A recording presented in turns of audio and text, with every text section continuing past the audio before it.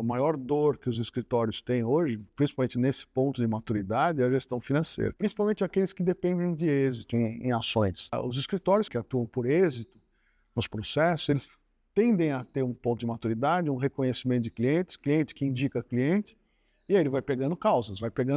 Só que essas causas levam de 3 a 6 anos para ter um retorno financeiro. E aí ele começa a ter muito volume de trabalho, muita gente para tocar os processos, contratou pessoas, ele trabalha sob um regime de fluxo de caixa, de entrada e saída, mas não tem gestão financeira.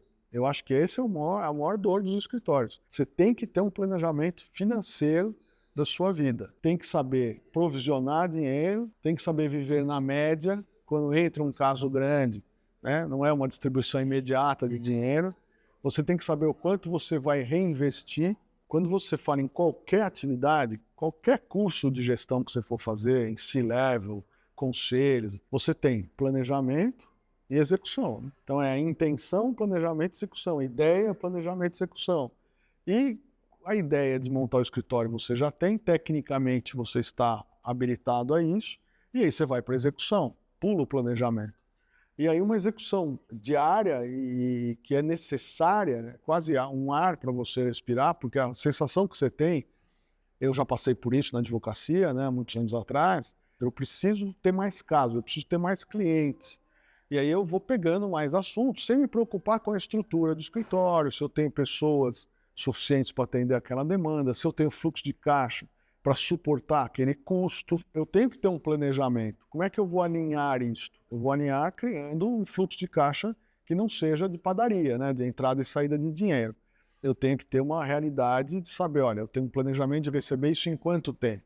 Em 8 anos. Quanto vai me custar esse processo para eu chegar até lá? O que eu tenho de entradas e que vão acontecer? Tudo isso hoje, então, com a inteligência artificial, não é tão difícil de fazer. Eu posso buscar métodos de financiamento, eu posso fazer um empréstimo bancário, eu posso fazer cessão de crédito, eu posso fazer uma série de situações, mas o ideal é que você planeje o crescimento financeiro do seu escritório. Por exemplo, tem escritórios que medem número de pessoas em relação ao número de pessoas administrativas. É óbvio que com a inteligência artificial e com softwares diminuiu muito o custo, mas ainda assim você tem que pensar na alavancagem do escritório. Quantos administrativos eu tenho para pessoas técnicas? Esse é um índice importante. Outro índice é número de processos por colaborador. Eu advogo para consumidor, vou ter maior número de processos por colaborador. Eu advogo para trabalhista, vou ter um menor número de processos por colaborador. Dependendo da dinâmica do caso e dependendo do conteúdo do caso, eu posso também dividir isso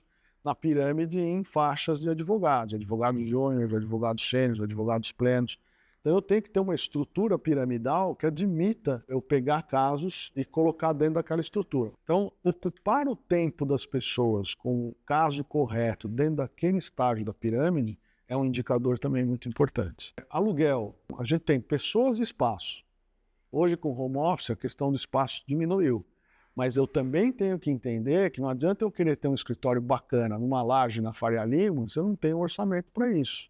E aí acabam se endividando com um aluguel enorme, com custo fixo mensal. O indicador de custo fixo é super importante. Outro dia eu ouvi uma frase que eu acho que foi atribuída ao Nizam Guinness, que eu achei sensacional. Planejamento não é um estado de fé. Eu não tenho que acreditar no planejamento, não é um estado de fé, é um estado de compromisso. Tenho que ter um compromisso com o meu planejamento estratégico, não é um estado de fé.